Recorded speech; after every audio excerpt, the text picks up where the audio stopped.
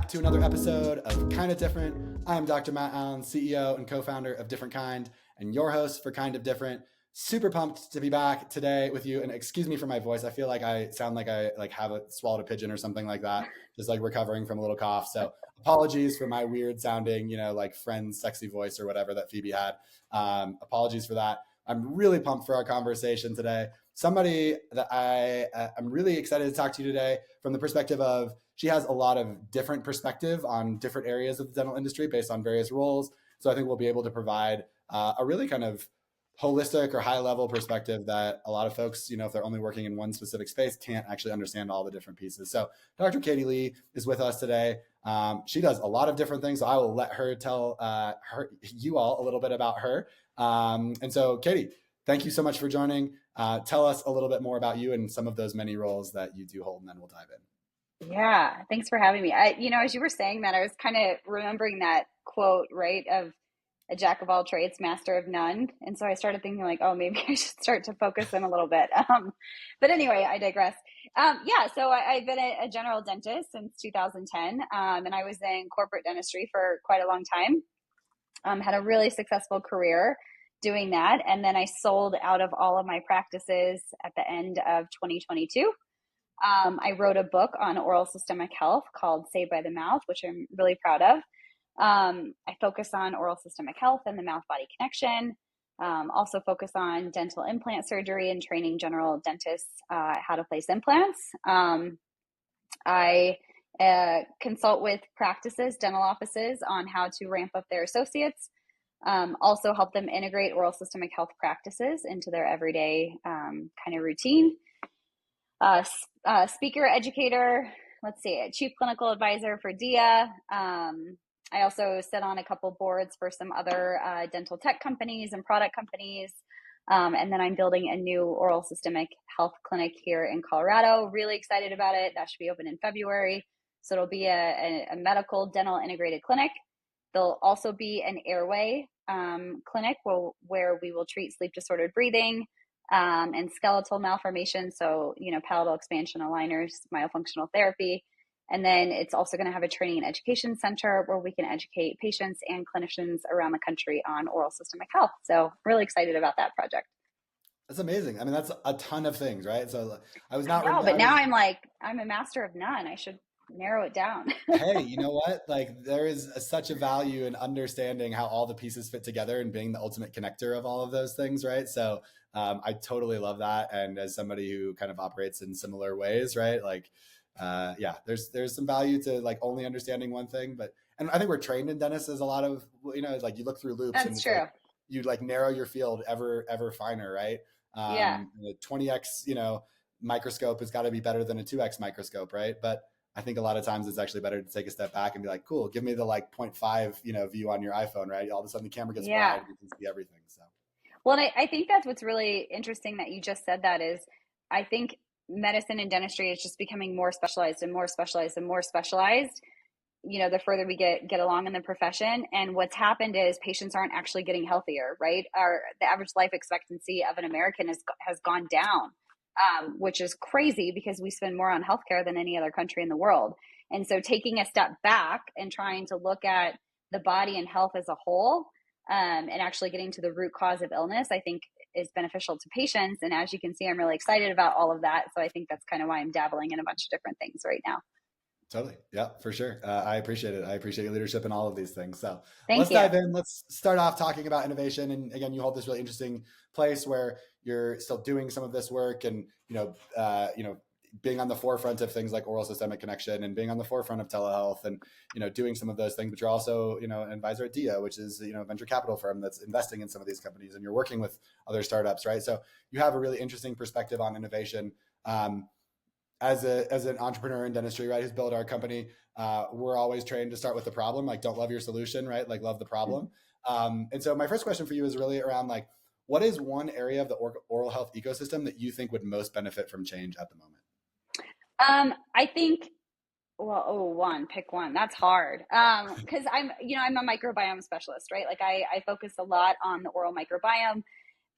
For decades, we've been focused on hyper sterilization and cleaning of the mouth. But again, we're not making patients any healthier. The rise of gum disease is increasing, and patients are still getting tooth decay despite putting fluoride in our water and toothpaste. And so I think understanding or using technology to help us identify and understand the oral microbiome, and then also utilizing, techniques and technologies to help us improve the microbiome will have profound systemic effects for patients. So really focused in that area. And then also airway. I think airway is a major player in health. And statistics say up to 85% of people who have airway issues are undiagnosed, which is so scary and yet such a big opportunity for us clinicians to get in there and try and help patients with their airway issues. Yeah, for sure. Definitely on the airway side, it feels like it's one of those things that's just been normalized of like, hey, if you're snoring like this, or if you're breathing, mouth breathing or whatever, it's like, oh, it's just normal, right? And you're like, oh, actually, Yeah. it's not. It doesn't have to be. And airway is getting worse because obesity and being overweight is getting worse. And then also our jaws are getting smaller. We're shrinking due to our diet. And so airway is only getting worse. So we need to spread awareness about that. Totally. Well, we've had on the microbiome side too, we've had Danny from Bristle and we've had Tina Yes. from Oral Genome on the podcast. Yes. And, one of the questions that I have for you specifically around, so those are, great testing companies out there that can help you understand specifically more about your microbiome and, really look at, some of the things that are going on in your saliva. Are there specific things though that you work like that are easy for patients? Like let's say someone's listening to this and they're not a dentist, right? And are there specific things that you do that you're like, hey, this is how I help my patients think about this more holistically, or this is how I coach, providers to help patients think about this a little bit more holistically? Is there like an easy tip or two that you would recommend to be like, hey, I might not have testing, but like, at least if I'm doing X, Y, or Z, that I'm actually, contributing to this in a positive way? Yeah, I'm a big proponent of actually getting a salivary test done, and now the access to them, you can get access to them all the time, and that's one of the reasons why I do telehealth is because very few providers in the country actually do saliva tests. Not because they can't, just because they don't know that they exist or that they can provide that to patients. And so it's really easy to be able to get a saliva test. Bristol does direct to consumer even. So very easy for patients to get that test. I think a lot of people are going out getting Everlywell test, 23andMe, which, a lot of these are finger pricks and you have to bleed to get the results. Saliva test is just saliva, so it's painless and super easy to do. And so people are used to getting gut tests and 23andMe and Everlywell. This is just another thing to check, because what I always tell people is what happens in the mouth doesn't stay in the mouth. I mean, we're swallowing a liter of saliva a day and billions of bacteria a day. Most of that bacteria is going to get destroyed in the stomach, but some of it's going to make its way through to distant parts of the body, which we don't want. But the bacteria also burrow in through our gums and go to distant places. And so any inflammatory disease in the body is going to be affected by the mouth. So we're talking about brain health, so dementia and Alzheimer's, depression, heart disease, diabetes, arthritis, gut issues, fertility. Fertility is a really big one that I focus on right now, is oral health and fertility. So I'm a big proponent of trying to find a way for these patients to get tested, because I was just talking with a patient this morning who literally just got a cleaning at her dentist a couple weeks ago. She's trying to get pregnant via IVF. So we did a saliva test on her. Her dentist said she was fine. She's never had bleeding gums, never had gingivitis or gum disease. And her saliva test came back off the charts with all sorts of pathogens that affect fertility. So unless you test, you don't know. And I really believe in empowering patients so that they know about their health, so that they can get the proper treatment and be the best versions of themselves that they can. So big advocate for testing. There you go. Yeah, for sure. I mean, it's the, with one of the last, we had Steve Jensen from Dental Intelligence, and I talked to, he was talking about training for a marathon, and, like you get all this data and all these other ways in our life, right? But for some reason in oral health, we're like, oh, we just don't have a lot of data, right? And we can do better than that now. And there are definitely ways of doing that for sure. I think that's what's so excited and why, I did join DIA, is because in the past in dentistry, it's always been reactive, right? Let's look at x-rays. Let's measure pockets. Let's see what destruction is present. And then we can do treatment. We've never been preventative because we didn't have anything that allowed us to be preventative. And now there's this massive tech boom in dentistry that's occurring, which is really exciting because it allows us to look down at the molecular level, see what's going on biologically, and intervene and intercept any kind of disease process that's occurring before destruction is visible. And that to me is so exciting. And it's really putting dentistry at the forefront of healthcare, which is awesome. That's awesome. I love it. Um, Tell me, I mean, so you're doing a lot of things, right? Like, and this might be a little bit like picking a favorite child, but like, I just asked you, like, what's the biggest problem, that where we could use help. But so maybe it's similar, but like, what is the space that you're just most excited to be like working in right now? And that could be a role, that could be like an area of dentistry. Like, tell us just like where like when you wake up and you're like, sweet, I get to do this today. Where do you find the most joy? Um, Well, I mean, the most joy I think is in building my new center, because what I was finding practicing, and I'm sure you experience this too, I was taking a certain approach to my patients' healthcare where I was trying to treat them holistically. And when I say holistically, I'm not talking about oil pulling and charcoal, right? I'm talking about looking at the person as a whole. So if I see something in their mouth, or maybe I see that they have an airway issue, I need to get that patient to another healthcare provider that can treat whatever issue I'm concerned about that I'm not qualified to treat. But those patients would say to me, how do I find that provider? I don't have one. Or the wait list is, 4 to 6 months, I can't get in. Or maybe, they have to drive 30 minutes to get there. And so I was constantly seeing the same issues come up, but then patients not be able to have easy access to that care to get that treatment. And so what I'm really excited about this clinic is everyone's going to be in the same practice. So we're all going to think alike. We're all going to treat patients in a similar manner. And so I really think it's going to be a benefit for patients to get all the healthcare that they need to be well in one location. Really excited to expand access to care for airway testing, because I think if we can just get people tested for airway issues and sleep issues, I think, rendering care, because in my experience, if someone finds out they have sleep apnea, they almost 100% of the time get treated for it. It's one of those very rare conditions. It's not like gum disease. When you tell someone they have gum disease, very few people actually accept that treatment. But with airway, I feel like they all want that treatment. So really excited about the new center that's opening. And then with DIA, Dental Innovation Alliance, what's really cool about them is, there's tons of VC firms out there, right? And as a dentist, I want to dabble in business, but I'm not qualified to dabble in business.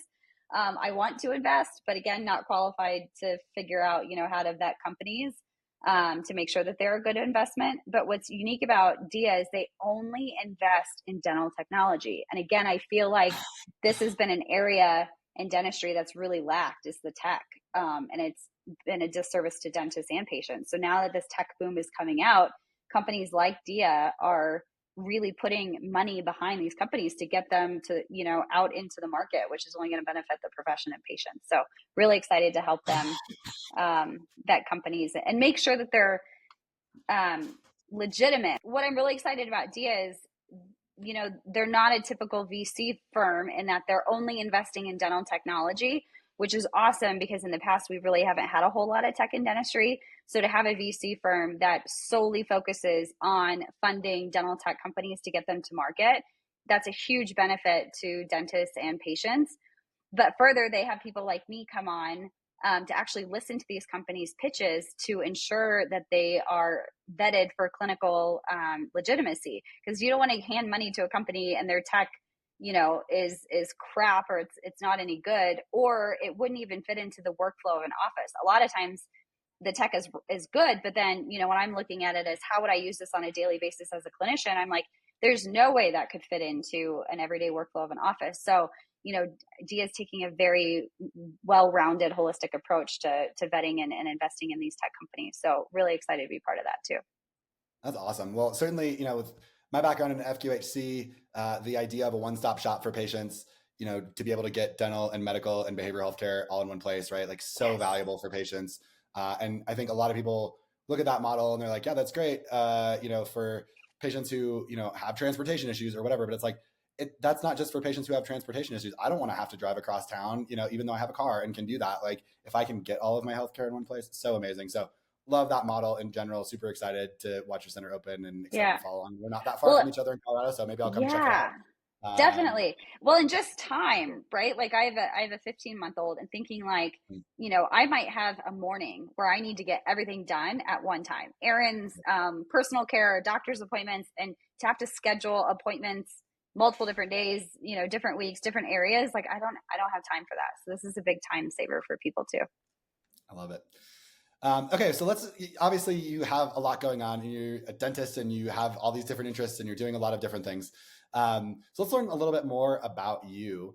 One of the questions I think a lot of times that we get from people, or there's something that I get from people are like, oh, you don't practice that much anymore. Like, how did you transition out of that? Like, you're doing a lot and kind of have found ways to satisfy all of the interests that, are in your life. I think a lot of people find that hard. Just help us understand some of the, because, and I'm speaking from my personal perspective here, that like those were normal decisions for me of like, oh yeah, like I did this and then that led to this and whatever. And it wasn't always the easiest thing, but like I had to be intentional about doing those things, right? You can't just like wish it to happen, right? And then it happens. So like walk us through some of the concrete steps that you have taken to kind of say, hey, here's how I'm going to transition out of my successful practice to find other fulfilling avenues within dentistry, as well as maybe coming back to the clinical care in the way that you are to really see that happen. So just curious to that kind of like journey a little bit. Yeah, so my previous career, when I worked in corporate dentistry, I actually owned 84 practices around the country.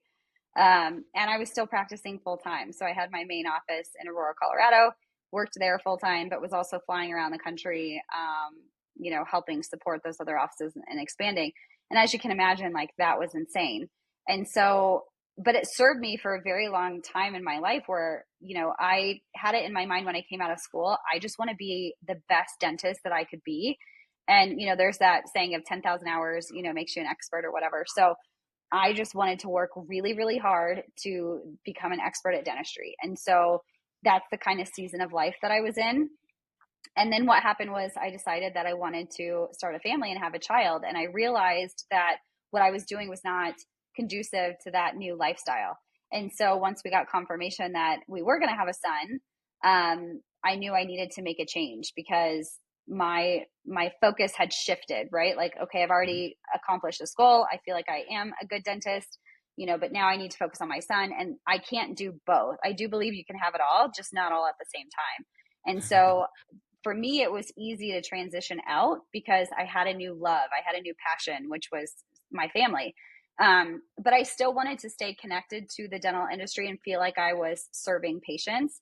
And so the way that I was able to do that was to write the book, Stay by the Mouth. And so the whole book is about educating patients on oral systemic health. And it's a really fun, easy, cheeky read, high level overview of oral systemic health.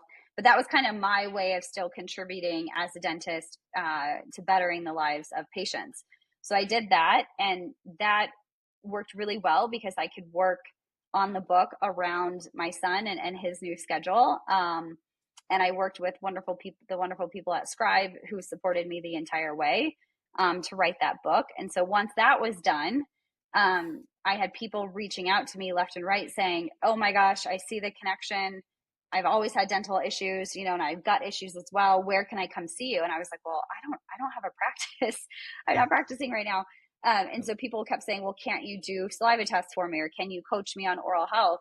And then I'd have clinicians say, can you tell me how to bring this into my practice? So for me, I think what is really important is I've always followed what the universe is showing me. So I try and pay attention to what's coming at me. So instead of me trying to force my career path, I just kind of sit back and see what presents itself. For example, my previous career where I owned all those offices, that was never my intention. I never went out saying I want to own even a second practice. All of those offices were presented to me as, hey, do you want to buy this one? Do you want to expand here? And so I think that's a really good lesson in my life is, pay attention to the universe because it will kind of guide you at what you're supposed to be doing. So that's how I started my telehealth and consulting business. And along my oral systemic health journey, I met Kentucky from Dia and Tom Sharp because I was involved in Dentagnostics, which is a oral enzyme biomarker testing company that they're invested in. So they were part of that company, and I was at a conference for that company. So that's how I met them.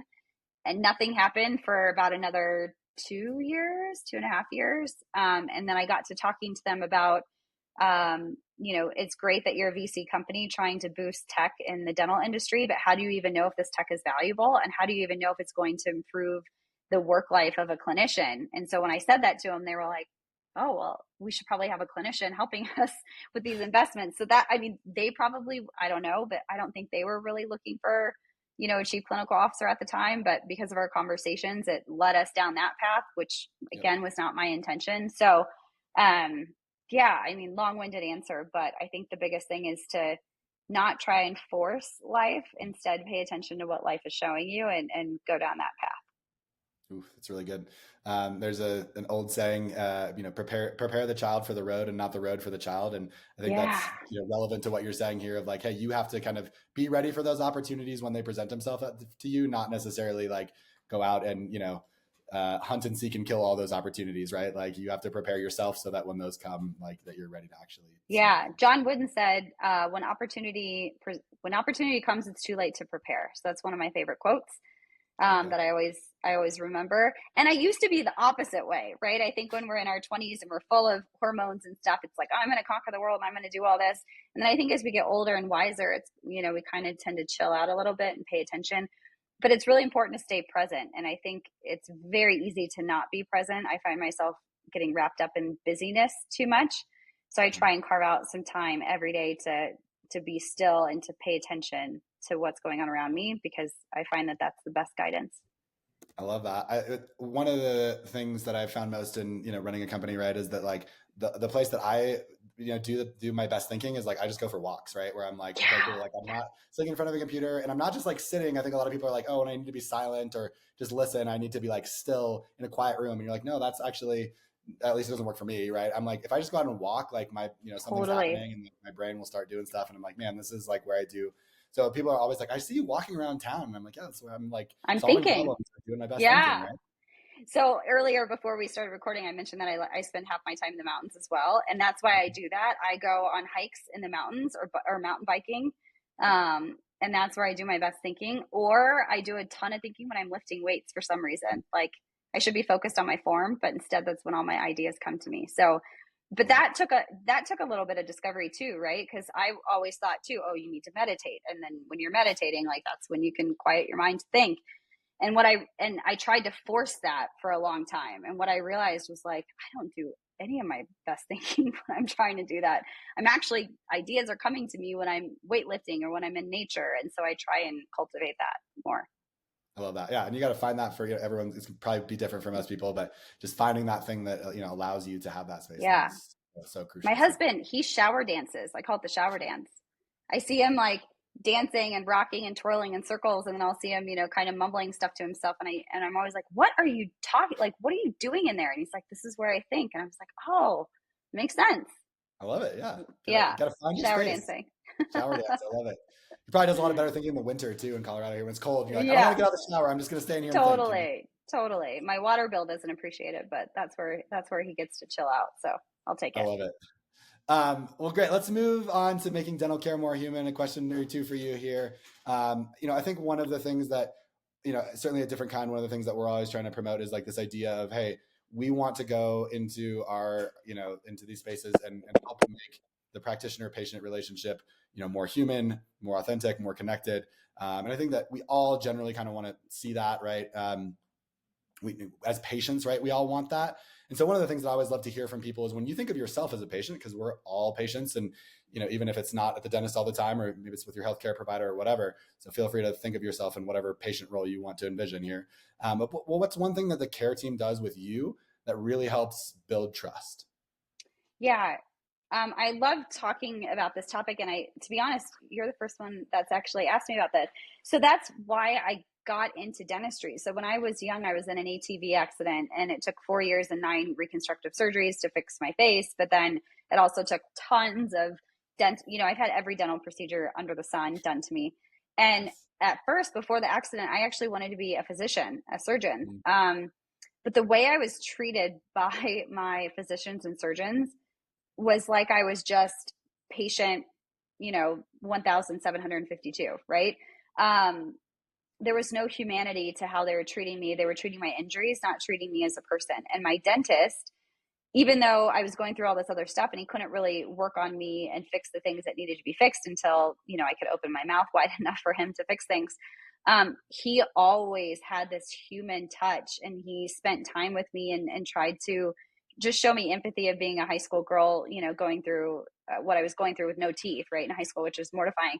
And so that's why I got into dentistry. So that patient aspect of care has always been really important to me. And I think people get really nervous about the influx of all this technology at decreasing that human interaction between the dentist and the patient. But I actually see it as the opposite. I see it as, let's use technology to decrease the amount of time we're spending on practice management, patient communication outside the office, diagnosing, actual treatment, so that we can spend more time with the patient. So instead of thinking technology is getting in between the patient and the dentist, I actually think it's giving us more time with the patient, or that's how it should be looked at. So I'm really excited about incorporating all these different technologies so I have more time with my patients, because I think spending more time talking with them and figuring out what their motivations are for better health. Do they even want better health? Are they there to get out of pain, or do they want wellness? Do they want education, or do they want you just to fix what's wrong? I think having time to ask those questions allows us as clinicians to better tailor our treatment. Because I used to always teach my docs, it doesn't matter what you want to do to the patient. It only matters what they're there in your chair for. So figuring out what that is allows us to be, I think, better providers, because the patients ultimately get the care that they are after. Yeah, that's really good. One of the things that, we'll often say to people as well, like as we like talk about motivational interviewing and, some of that stuff is like, I think people think of, it's obviously good to know about people, right? Like that kind of just like, hey, how's your kid? How's, soccer going? Whatever it is, right? But what you're saying here is there's very specific conversations that can be had about their oral health that are, beyond just like us telling them what to do and us learning about their goals, their values, their desires, right? And we're actually moving forward on the like progression of oral health, not just like, hey, here's like a few, nice, comments about the weather or your kids or whatever, not that those things are bad, but we're not, those things are never going to move the patient's oral health forward necessarily. Totally. And you can do both at the same time, I guess. And nobody's going, like, I used to always teach my docs, like, you have to satisfy the patient's needs first before you can satisfy your own. So a lot of new docs, when we get out of school, and I was one of them, we want to tell them that they have, gingivitis or gum disease, or they have cavities, or they're grinding. We're trying to like shove all this stuff down their throat. But the patient might not care. And the more you're pushing that on a patient who doesn't care, the more they will resist you. They're not going to like all of a sudden have an epiphany and be like, oh, you're right. Like, I am concerned about all this stuff. If they come in for something specific, maybe they just want a regular cleaning today. They don't care that they have gum disease. They don't care that they have, cavities or whatever. They just want their teeth cleaned because maybe they have a job interview that they're going to or something, right? Satisfy their needs first, because once they feel like they've been heard and listened to and their needs are satisfied, they're more likely to open up to what you're wanting to go over with them as a clinician. So, yeah. 100% agree. It's I think a great place to leave it. Katie, we could literally sit here and talk all day. Maybe we will over, a beer down in Denver sometime when I'm down there. We're really enjoying this conversation. Thank you so much for taking the time to join us. If any of our listeners want to learn more about you, the many things that you are doing and the ways that you're impacting the world, want to buy your book, whatever it is, where should they go? Like, how do they learn more? I would say the best two ways to reach me are Instagram. So Katie Lee DDS. So Dr. Surgeon, Katie Lee DDS on Instagram. And then katieleedds.com is my website. I have all the information there and all my contact information there as well. And they can also download a free chapter of my book. So I always say, like, download the chapter first and read it. Make sure it's a book you want to buy. Don't just go to Amazon first. I don't want it to sit on the shelf. I want you to actually read it and enjoy it. Sorry. One last No, you're good. You're good. No, I'm so grateful. Thank you so much for sharing your expertise with us today, your time. Really just excited to have learned from you and gotten a chance to learn more about you and the work that you're doing. Excited for the new center that's opening in February. Thank you so much for taking the time and ultimately for helping drive some of the things that we certainly at DifferentKind believe in terms of, hey, we want to innovate, but we also want to make dental care more. I mean, you're definitely doing that. We certainly appreciate it. Thank you. Thanks for having me.